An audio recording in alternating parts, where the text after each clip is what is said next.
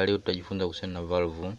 Hii ndio valve yetu hiyo unayoiona. Valve ni nini? Valve ni koki. Kama ndivyo kwa koki ya bomba hii inakuwa ni koki ya umeme. Ina haki. Yenyewe inafunga na kufungua kwa kutumia umeme usumangu. Kwa hiyo kuna bomba inapita input na kwa nyuma yake ni output. Kwa hiyo maji yanakuja huko au yanakuja huko yanakuja huko. Hapa katikati kwa na mauaji ambao unakuwa unajifunga na kufungua kama vile contact. Unakuwa na mwelekeo bila umeme ukiwepo, ina maana njia yake kupitisha kwa maji inafunguka. Ikiwa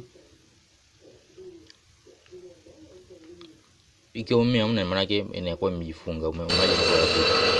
Upande hapa unaji wake yani si ngumu sana, kwa sababu ni nyatu mbili kama kawaida, waya wenye moto na waya unarudisha moto live na nyuto, basi kawaida.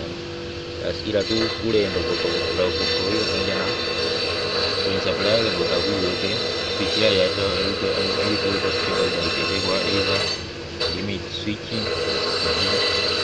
au timer inaweza kuitwa, au sensor yani au nini relay au hata contact ya microphone kwamba kwa kwa nyingi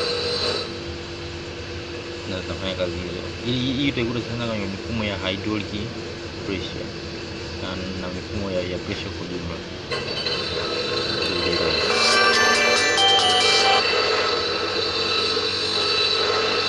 Hii ndio valve.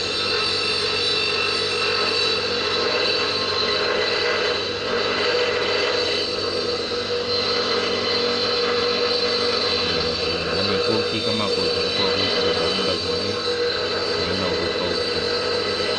Kwa hiyo hapa sehemu ndio ile mfumo kwamba unaweza kufunga na kufungua ukijuu kweupe ndio koki yenyewe ambayo inaendelea na kufunguka kwa kuona inaweza kutoa pande moja kwenda pande nyingine.